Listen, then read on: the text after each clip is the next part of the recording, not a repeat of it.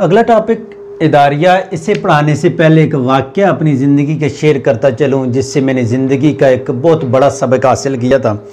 मेरे मास्टर्स के पेपर हो रहे थे, एमए पार्ट 1 के पेपर डिग्री कॉलेज टेक्सला में हुए और एमए पार्ट 2 के पेपर होने थे, कंपोजिट पेपर दिए थे। तो वो गार्डन कॉलेज रावलपिंडी में ऐसा हुआ कि ये लोड शेडिंग और गैस शॉर्टेज के दिन थे, 2012 की बात है। तो हालात ये थे कि मुझे ना इधर वाह कैंट से रावलपिंडी पहुंचने तक कुछ 6 गाड़ियाँ बदलनी पड़ी थी। आगे एक ही छुट्टी थी और अगले दिन फिर पेपर था, तो मेरे पास तैयारी के लिए बहुत कम टाइम था अगले पेपर के लिए। मैं वहीं पे इस्लामाबाद एक दोस्त के पास स्टे कर गया। बिजली 10 बजे गई और 1 बजे वो आई बिजली। 10 बजे कुछ थोड़ी देर मोबाइल लगाया तो मैं समझा कि यार इस पे मच्छर इकट्ठे हो रहे हैं और मैं तंग हो रहा हूँ। वहाँ पे जो स्ट्रीट लाइट्स थी रोड किनारे वो लगी हुई, मैं उस जो दोस्त की रहायश थी, क्वार्टर था, उससे तकरीबन कोई 1/2 किलोमीटर दूर जाके वहाँ पे स्ट्रीट लाइट बड़े मज़े की वो घास थी, वहाँ पे बैठ के पढ़ने लग गया। वहाँ से ज़िंदगी का मैंने सबसे बड़ा सबक हासिल किया कि स्ट्रीट लाइट लगी है, अब ये पता नहीं कब से जल रही है और कब तक ये जलती रहेगी। इससे किसी ने फ़ायदा उठाया कि वो आके यहाँ पे अपने मास्टर्स के पेपर की तैयारी कर रहा है। किसी ने फ़ायदा ये उठाया कि इस लाइट के होने से मेरा घर सामने है तो चोरी के खदशात, डाके के खदशात कम हैं। किसी ने फ़ायदा ये उठाया कि दूर से ही चोरी की, बगैर चोरी के वो देख रहा है कि बंदा आ रहा है या नहीं आ रहा, वो दूर से ऑब्ज़र्व और मुशाहिदा कर सकता है।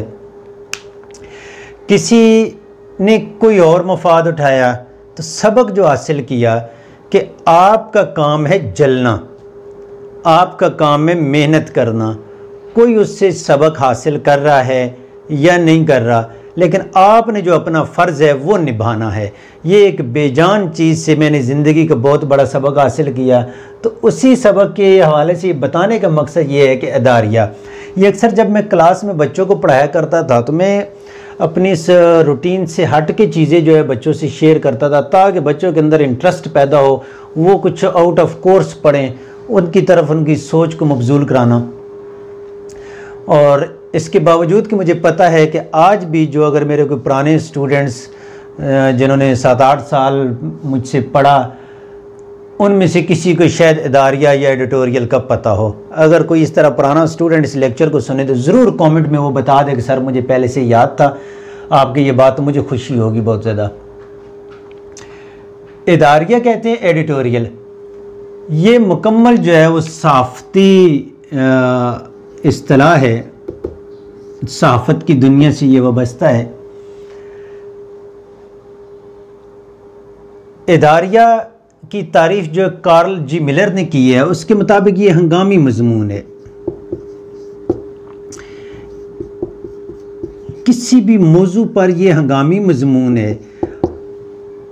जो हालात एक दिन पहले पेश हुए या जो कल कुछ ऐसी स्टेटमेंट आई और आगे उसका बयान होना, इसके असरात क्या पड़ने, उसके हवाले से जो इदारिया लिखने वाला होता है वो राय आमा को अपनी सोच और फ़िक्र के मुताबिक हमवार करता है।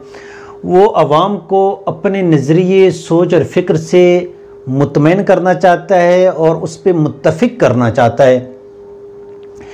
मसलन आजकल जो मसाइल चल रहे हैं कि जी एक नए कोरोना की वबा आती है, कुछ तीसरी लहर है, चौथी लहर का ख़दशा है, अल्लाह ना करे कहीं भी किसी जगह पे भी आए, किसी मुल्क में आए, कोई इंसान इससे इफ़ेक्ट हो,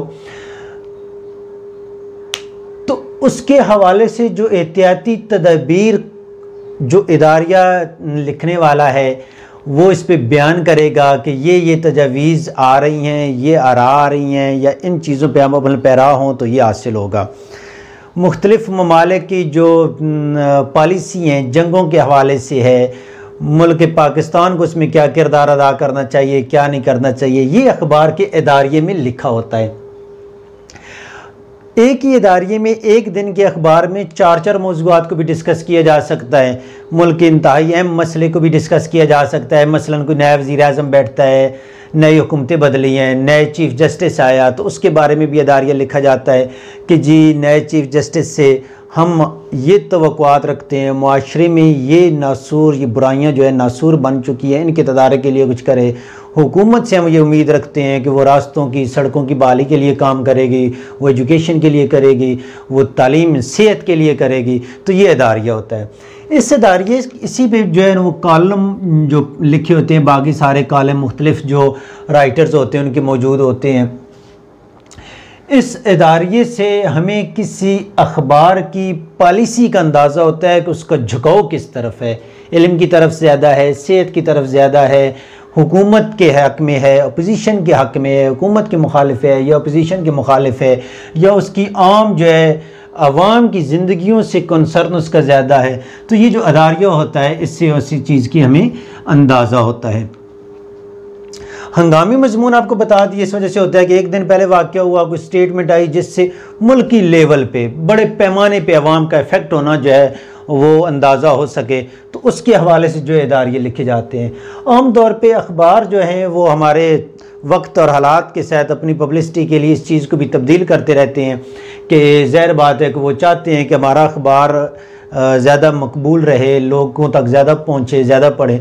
बल्कि ये अलग बहस है। इदारिया बेसिकली वो चीज़ होता है जो किसी भी हंगामी मौजू पे, हंगामी हालात पे लिखा जाए, जो बिल्कुल करीब तरीन में वाक़या, करीब तरीन माजी में पेश हो चुका। अलग माजी करीब होता है, करीब तरीन नहीं होता। आपको समझाने घर से यानी 1-2 दिन पहले हुआ हो या 1-2 दिन बाद के वो वाक़यात पेश हो सकता है, या उसके 1-2 दिन बाद से जल्द असरात पैदा हो सकते हैं। उसके लिए जो है इदारिया लिखा जाता है, या जो तहरीर लिखी जाती है उसे इदारिया कहते हैं। इंग्लिश में इसके लिए एडिटोरियल का लफ्ज़ इस्तेमाल होता है।